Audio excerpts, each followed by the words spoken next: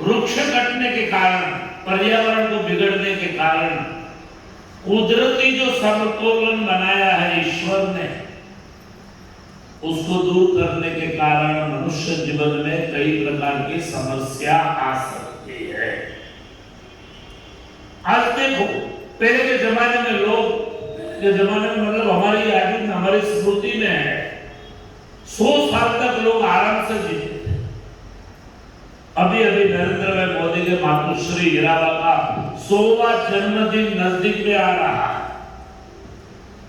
ऐसे कई लोग हैं जो पुराने लोग हैं, 100 इयर्स तक आराम से जी सकते, चलते, सूते, खाते, पीते, बैठते, उठते, सब कुछ। और आज के लोग 40, 60, 70 में जाने लगे, या तो शारीरिक रूप से नुकसान पाने लगे। किसी को दिखता नहीं है, किसी को सुनना ही नहीं पड़ता है, कोई चल नहीं सकते हैं, कोई बात नहीं कर सकते हैं, कई प्रकार के रोग आए। और रोग के कारण हम ही है।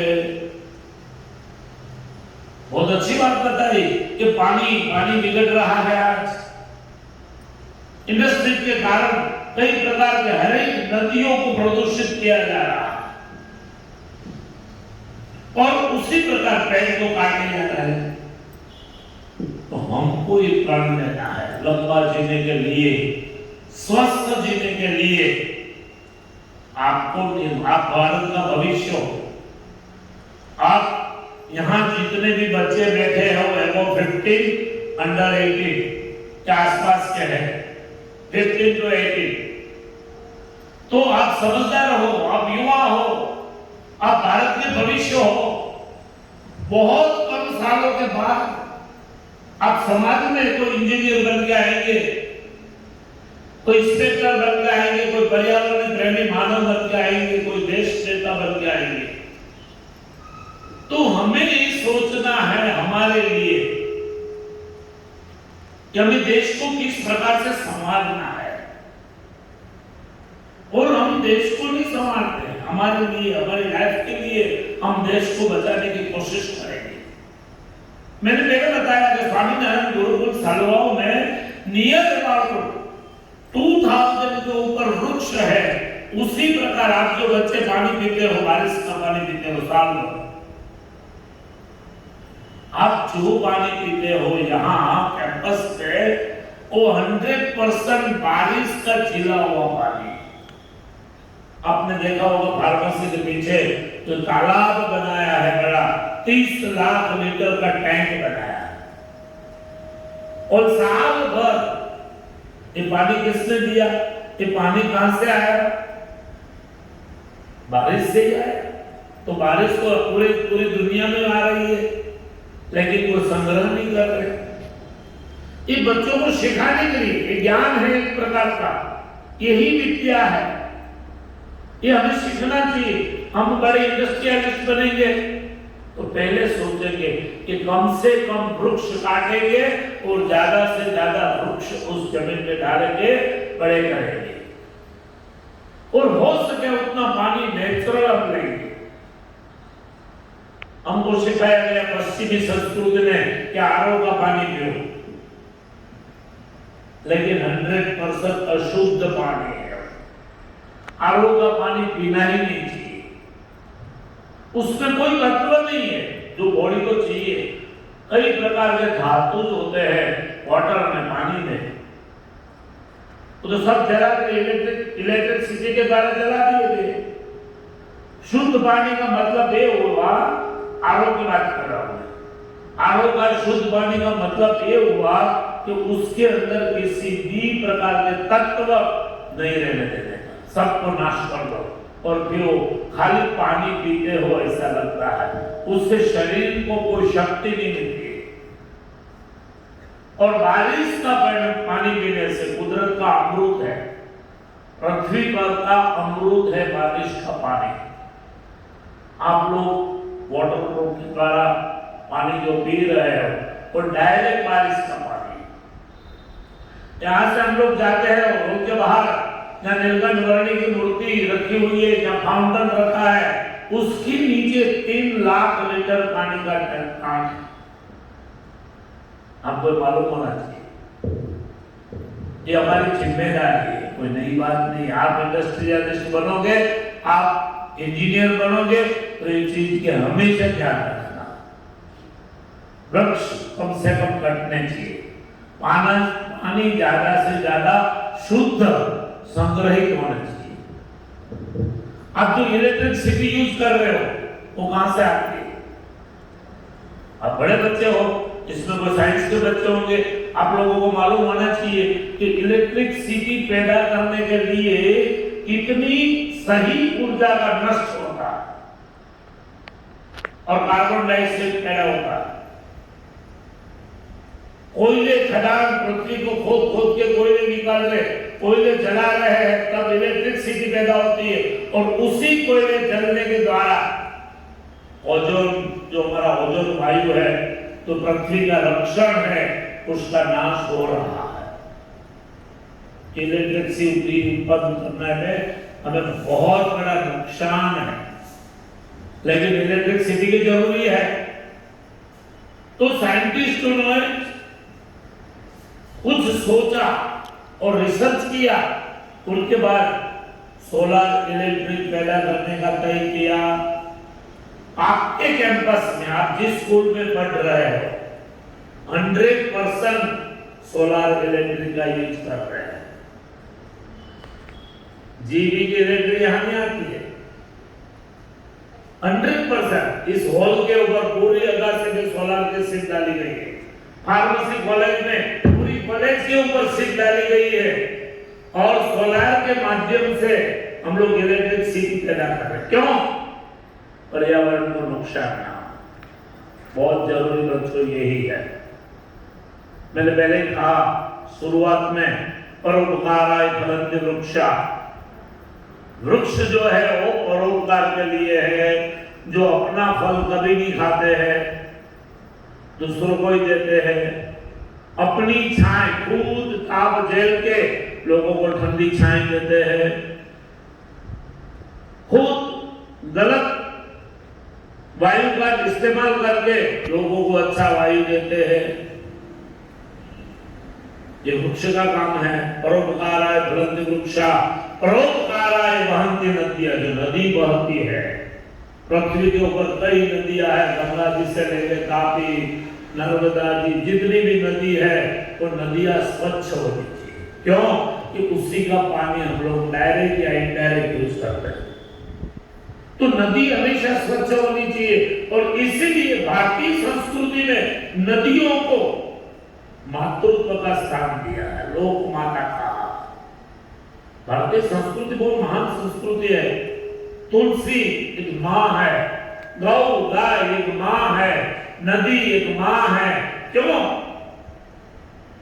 हमारा पोषण उसी से होता है। गौ माता का पूजन होता है, तुलसी माता भगवान को चढ़ती है, तो सब पर्यावरण को शुद्ध करने वाली चीज है। तो परोपकाराय फलन्ति वृक्षा, परोपकाराय वहन्ति नद्यः, परोपकाराय दुहन्ति गावः, गाय अपना दूध नहीं पीती है। अमृत जैसा दूध मानव सृष्टि के लिए गाय हमको देती है, और गाय के दूध में कई प्रकार के कुदरती दैविक तत्व है। हमारे भाग्य में तो है ही नहीं, थैली वाला दूध आ गया भाग्य में, तो गाय का पोषण कौन करे, गाय की सेवा कौन करे? गोबर को तो छूने से दूर भागते हैं। पहले के जमाने में हर गांव में, हर घर में एक पशु, दो पशु रहते थे, और घर के पूरे परिवार गाय का दूध पीते थे, गाय की छाछ पीते थे, घी और मक्खन गाय का यूज होता था। आज तो भाग्य में नहीं है, बच्चों के भाग्य में है ही नहीं। बात यही है, हम खेती से दूर भागे, पशुओं से दूर भागे, नौकरी कर लेंगे लेकिन हम खेती नहीं करेंगे, तो हमारी शक्ति चली गई। खेती में नेचुरली योगा होता था, मेहनत होती थी, कसरत होती थी, चली गए। अब तो स्कूटर पर बैठ के भाग गए, वेफर खाने लगे तो वेफर के जैसा हाथ टूटने लगा, कुरकुरे खाने लगे, कुरकुरे इतना एक आसानी से टूटता है, वैसे अपनी हड्डी टूट जाती है, ये अपना खुराक नहीं है। तो मल्टीनेशनल कंपनियों ने हमें कुछ गलत इस्तेमाल में सिखाया। भारत को अगर नष्ट करना है तो भारत को व्यसनी बना दो, भारत को अगर नष्ट करना है तो भारत की पब्लिक को निर्बल बना दो, शक्ति से रहित बना दो, ऐसी ऐसी चीज उसमें डाल के खिलाओ तो खाते रहे टेस्ट के माध्यम से, और शक्तित्व दुर्बलता आ जाए, शक्तित्व नाश हो। ये दो हमारा बाजरे का रोटा चला गया, पिज्जा आ गया, मुंह में पानी आता है पिज्जा का नाम लो, और पिज्जा जैसा जहर हम बहुत खुशी बना के खाते हैं। पिज्जा एक प्रकार का जहर है, साइंटिस्ट लोग बहुत बताते हैं, लेकिन हमको बाजरे का रोटा अच्छा नहीं लगता, जिसमें सब प्रकार की कैल्शियम है, सब प्रकार की शक्ति, सभी प्रकार के प्रोटीन्स है, वो हमें अच्छे नहीं लगते। ये आपको सोचना चाहिए। स्वस्थ जीना है, लंबा जीना है, तो सबसे पहला सुख और शारीरिक सुख है। वैचारिक पवित्रता होनी चाहिए, अपने विचार हमेशा पवित्र होने चाहिए, अपनी वृत्तियां दूसरों के प्रति लागणीशील होनी चाहिए, नहीं कि दूसरों को मार के काट के छेतरपिंडी करके सब ले ले और हम धनवान बन जाए, दूसरा का जो होना हो। कुदरत के वहां, ईश्वर के वहां देन है, अंदर नहीं है। कुछ दिन के लिए ऐसा लगता है कि हमने इनकी एक चीज चुरा ली और मेरे फंसा गई, बहुत कम समय में नष्ट हो जाती है। नष्ट तो होती है लेकिन ब्याज के साथ नाश करती है। तो हमें हमारी वृत्तियों में दया भाव, शीलता रखना चाहिए, दूसरों के प्रति प्रेम रखो, सुखी होना है। जीवन में सुखी होने का रास्ता शास्त्रों में बहुत बताया गया है। खाली आपके पास डिग्री आ जाएगी कोई गारंटी नहीं आप सुखी हो जाओगे। कई इंजीनियर्स 10-10 हजार में नौकरी कर रहे और दुखी है। कई लोगों के पास डिग्री अलग है और काम अलग से कर रहे हैं, फील्ड अलग है, डिग्री से कोई लेना देना ही नहीं है। जिसके पीछे हम पड़े हैं उनके साथ साथ डिग्री के पीछे हम पड़े हैं, डिग्री लेना आवश्यक है।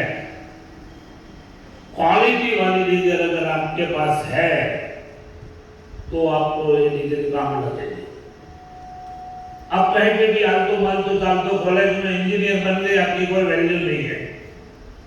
अच्छे डॉक्टर्स, अच्छे इंजीनियर्स, अच्छे फार्मासिस्ट, अच्छे फिजियोथेरेपिस्ट, अच्छे नर्सिंग करना है तो जानी मानी कॉलेजों में जाना चाहिए। और जानी मानी कॉलेजों में जाने के लिए हमारी मार्कशीट हाई क्वालिटी की होनी चाहिए, A1 ग्रेड होने चाहिए, A2 ग्रेड होने चाहिए, B, C, D कोई वैल्यू नहीं है।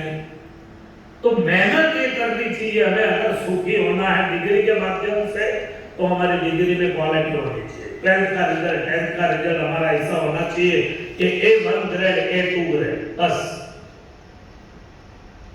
AC, AB कोई वैल्यू नहीं। आपको सामान्य कॉलेजों में एडमिशन मिल जाएगा, एडमिशन तो मिलेगा, C ग्रेड वाले को भी मिल जाएगा, इतनी कॉलेज हो चुकी है, लेकिन आपको क्वालिटी नहीं मिलेगी। अगर क्वालिटी नहीं मिली है तो उस डिग्री कुछ काम नहीं। तो क्वालिटी के लिए अच्छी पढ़ाई करो, पढ़ाई में ध्यान दो। 2, 4, 5 बच्चे A1 ग्रेड में आते हैं पूरी स्कूल में, तो फीस तो सब भरते हैं, उसी टीचरों के पास सब पढ़ते हैं। तो खुद को सोचना चाहिए कि मेरी क्लास में मेरी बहन पढ़ी, मेरा फ्रेंड्स A1 ग्रेड लाया, उसी टीचर्स के पास में पढ़ा, उसी टीचर्स के पास समय दिया, उतनी ही फीस मेरे पापा ने भी भरी, उतना ही समय मैंने भी दिया, तो मेरा नंबर क्यों A1 ग्रेड में नहीं आया? वो मुझे सोचना चाहिए, बगल वाले नहीं सोच सकते। क्यों? कि हमारे में कुछ कमी हुई, तो विद्यार्थियों का कुछ लक्षण बताया शास्त्रों में। काग चेष्टा, बपोध्यान, स्वानु निद्रा, तथैव च अल्पाहारी, गृहत्यागी विद्यार्थी पंच लक्षण। विद्यार्थियों का जीवन कैसा होना चाहिए शास्त्रों में बताया, मैं नहीं बोला, ये श्लोक मैंने नहीं बनाया, कई सालों पहले कवि लोग भी बनाने गए। विद्यार्थियों की चेष्टा, चेष्टा यानी चपलता कैसी होनी चाहिए? तो काग चेष्टा कौवे के जैसी होनी चाहिए। आप किसी कौवे को मार के दिखाओ, नहीं मार पाओगे। दूसरे कई पक्षी है ऐसे जिसको मार सकते हो, कौवे को मारना आसान नहीं। ऐसा आप करोगे ना तो वो कौवा उनके भाग जाएगा, इतनी वो चपल हो गया।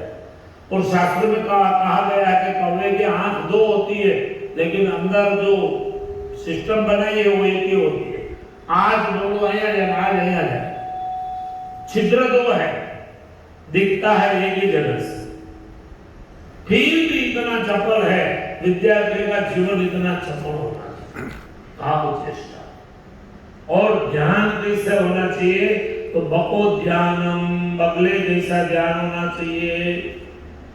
हम लोग जब पढ़ने बैठते हैं तब मोबाइल की रिंग बजती है, व्हाट्सएप वाला टिकटॉक करते रहता है, जहां बैठते हैं वहां अगल बगल में टीवी चालू है, तो कौन सा गाना आ रहा है हमें मालूम पड़ता है। यहाँ बैठे पढ़े पढ़ते दो चार फ्रेंडों की याद आती है, तुरंत चौपड़ी को छोड़ के फ्रेंड्स को फोन करने के बात करने में पड़ जाते हैं।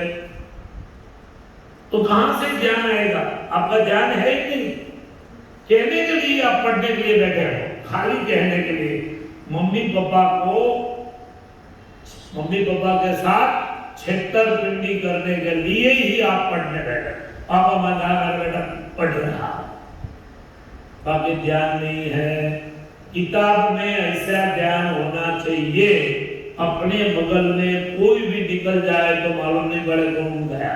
मेरा ध्यान तो केंद्रित है बुक्स में। क्लास में ऐसा ध्यान होना चाहिए, जब टीचर्स पढ़ाते हैं कीप साइलेंट, पूरा क्लास शांति से बैठा होना चाहिए। बको ध्यानम, बगले का जैसा ध्यान क्यों बताया? बगले का खुराक क्या है? मैक्सिमम मछली। मछली पानी के अंदर तैरते एकदम चपल होती है।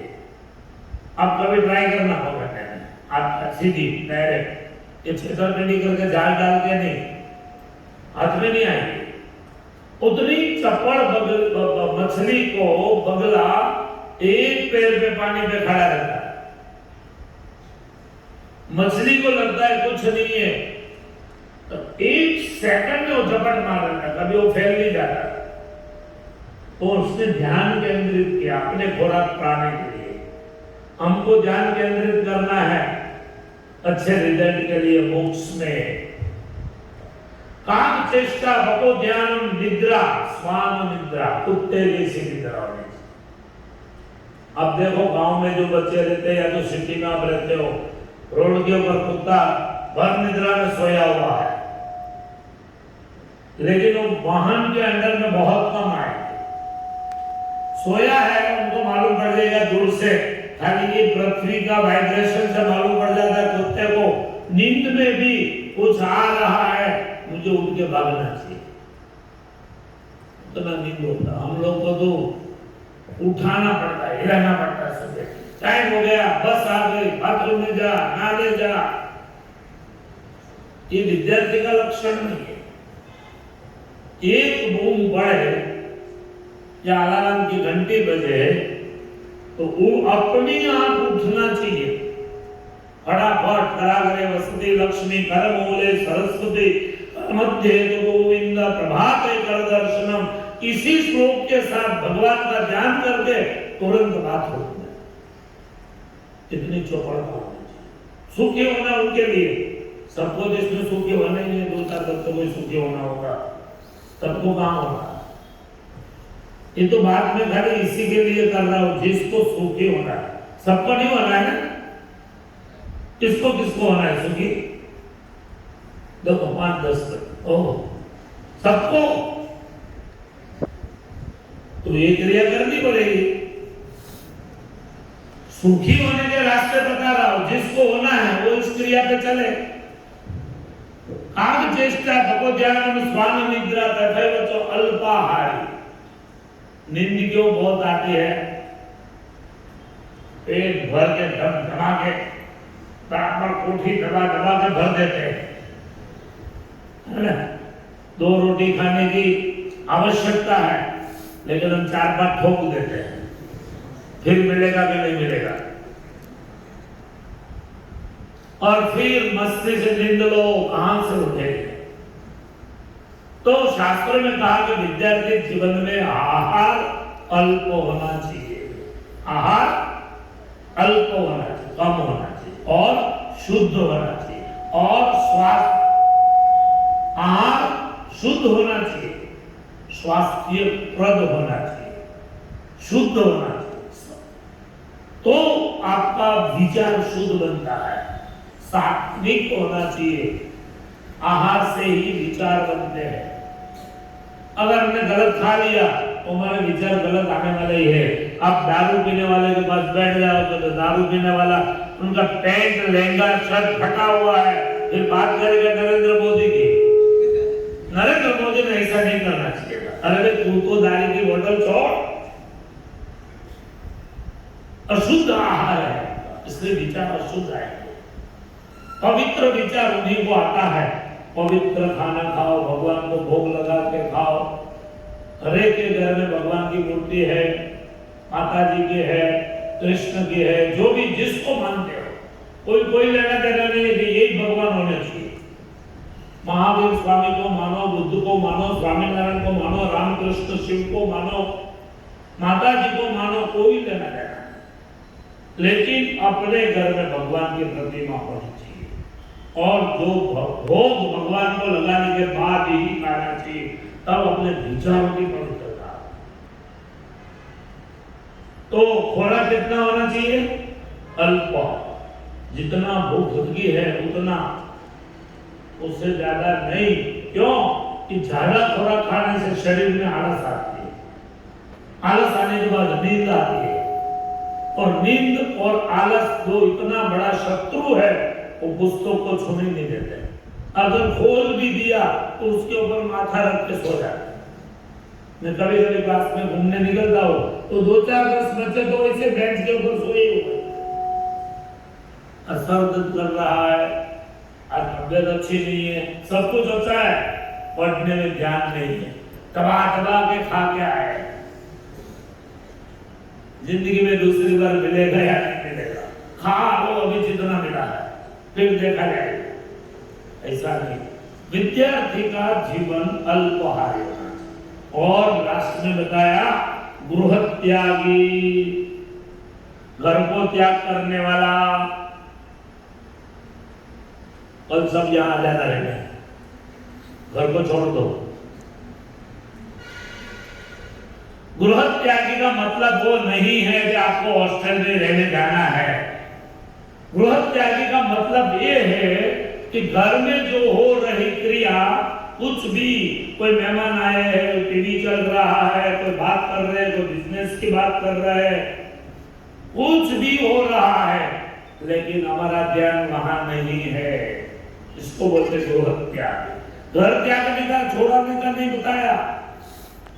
घर के जो व्यवहार है, जिससे आपको कोई लेना देना नहीं है, ऐसे व्यवहारों में मत पड़ो। मम्मी पापा को व्यवहार करने दो, उनको काम करने दो, आप पढ़ते रहो, दुनिया भर की मत करो। बच्चे ट्यूशन क्यों जाते हैं? सही बताओ, ट्यूशन क्यों जाते हैं? मेरे हिसाब से बताओ। ट्यूशन के माध्यम से पहले तो सबसे पहले स्कूटर चलाने लगता है ना। मुझे ट्यूशन जाना है तो स्कूटर तो चाहिए, टाइम निकलेगा। पैदल तो मैं जा ही नहीं सकता हूँ, क्योंकि मैंने कुरकुरे खाए हैं जिंदगी भर। अब इतना मैं कैसे चल पाऊँ? थक जाऊंगा। मम्मी भी बोलेगी बेटा बड़ा हो गया, 1 किलोमीटर कैसे चलेगा, थक जाएगा। साइकिल तो हम चला ही नहीं सकते, अच्छे नहीं लगते। बड़े घर के बच्चे हैं, साइकिल लेके निकलेंगे गांव में तो लोग हंसेंगे। तो सबसे पहला ट्यूशन जाने का काम स्कूटी। सेकंड, ट्यूशन में गए हो तो मोबाइल तो चाहिए ही चाहिए। कैसे मालूम पड़े कि बेटा तू कहाँ है? पापा सामने से फोन कर देते, ये ले जाना मालूम पड़े रास्ते में कुछ हुआ कि नहीं। तो जो अच्छी लगती जो चीज मिल गई, दूसरी ट्यूशन जाने का भाई का मोबाइल मिलता है। तीसरी बात, अलग अलग स्कूल के बच्चे इकट्ठे होते हैं, गप्पा मारने की मजा आती है। तेरे टीचर कैसे हैं, मेरे टीचर कैसे हैं, मेरे स्कूल में क्या हुआ था, मेरे स्कूल में क्या हुआ। ट्यूशन तो ट्यूशन की जगह पे होता है। ट्यूशन वाले टीचर को ये लगता है कि मैं बच्चों को पढ़ाने के बाद मेरी आमदनी चलती है, और बच्चों को ये लगता है कि हम ट्यूशन लेने के लिए जाते हैं तो हमको सब सुविधाएं मिलती है। और साल में 2-3 बार क्या करते हैं ट्यूशन वाले टीचर, क्लास के बच्चों को पिकनिक ले जाते। पैसा है आपका, ले गए हो, एक दिन डीजे मंगवा के आइसक्रीम खिलाते हैं, डांस कराते हैं, मजा आ गया। फिर पापा एंड में क्या बोलते, दो तो ट्यूशन था फिर भी इनका रिजल्ट नहीं आया। अरे तो खाली ट्यूशन नहीं था, ट्यूशन नहीं था, ट्यूशन का बहाना था। मैक्सिमम नहीं होता, 90%, 10% ऐसे होते हैं बच्चे कि जो खास पढ़ने के लिए ही जाते हैं। और मेरे हिसाब से ट्यूशन की आवश्यकता होती है। ट्यूशन जरूरी है ही नहीं मेरे मानने से।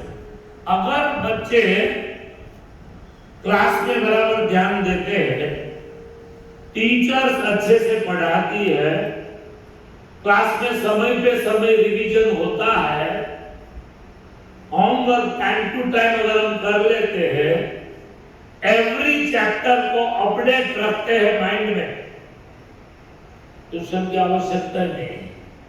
क्या जरूरत है 1 घंटा जाने का, 1 घंटा आने का, 1 घंटा गप्पा मारने का।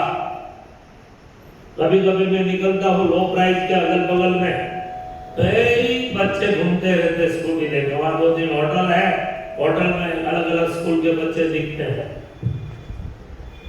That's wrong, आपकी लाइफ की तरफ है। नुकसान वो है, नुकसान किसी का नहीं है, नुकसान सिर्फ और सिर्फ आपका।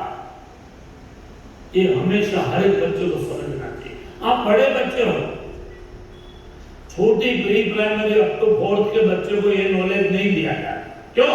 तो उस प्रकार का नॉलेज ज्ञान उनको है ही नहीं।